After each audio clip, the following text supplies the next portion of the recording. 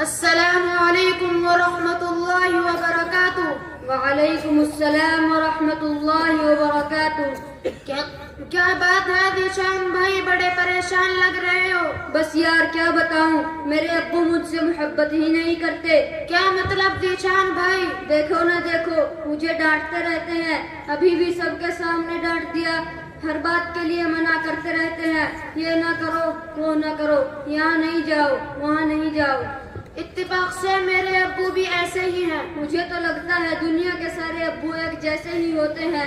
ہاں صحیح کہہ رہے ہو، نہ کہیں گھومنے لے کر جاتے ہیں اور نہ کوئی ہماری فرمائش پوری کرتے ہیں۔ صرف سنڈے سے سنڈے کو دیکھنے کے لیے ملتے ہیں، ورنہ صبح کو جاتے ہیں اور رات کو ہمارے سونے کے بعد آتے ہیں۔ دوسرے بچوں کے ابو انہیں مہنگے مہنگے کھلونے اور چیزیں دلاتے ہیں، میرے ابو تو مجھے بس امید ہی دلاتے رہتے ہیں۔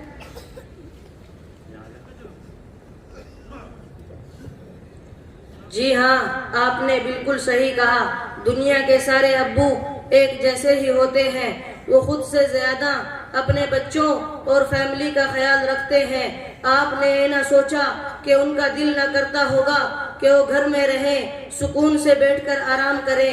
پتہ نہیں، شاید چاہتا تو ہوگا۔ اور جہاں تک بات ہے آپ کی فرمائشوں کی، تو ان کی سیلری ہی اتنی کم ہوتی ہوگی کہ وہ چاہ کر بھی آپ کی فرمائشیں پوری نہ کر پاتے ہوں۔ ہو سکتا ہے ہماری ضرورتیں پوری کرنے کے بعد ان کے پاس اتنے پیسے ہی نہ بچتے ہوں کہ وہ ہماری فرمائشیں پوری کر دیں۔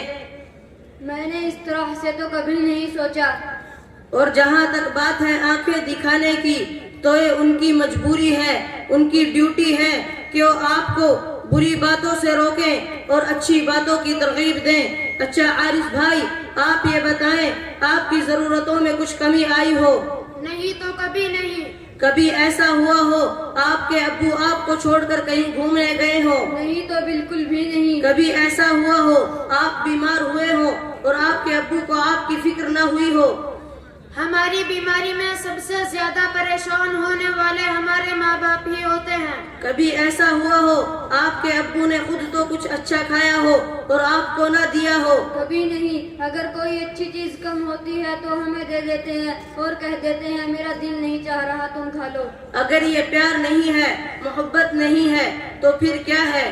ماں اور باپ دونوں محبت کرتے ہیں، بس فرق اتنا ہے کہ ماں کی محبت نظر آ جاتی ہے اور باپ کی محبت کو محسوس کرنا پڑتا ہے۔